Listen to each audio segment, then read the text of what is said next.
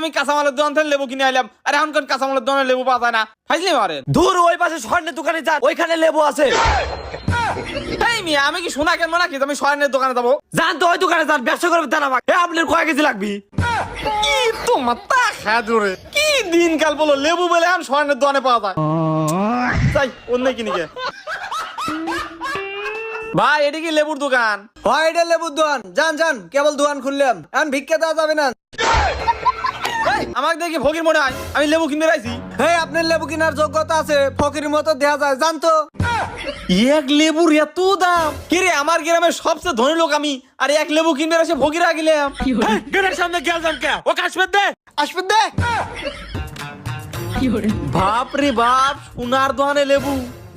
ভাই একালি লেবু দেন তো। কি রে ভাই, আবার তাহা লইছেন কে? লেবু দেন। হেই মিয়া, পাগল হয়েছেন নাকি? আমার বাড়ি ঘর ভিটামাটি বেঁচে হতো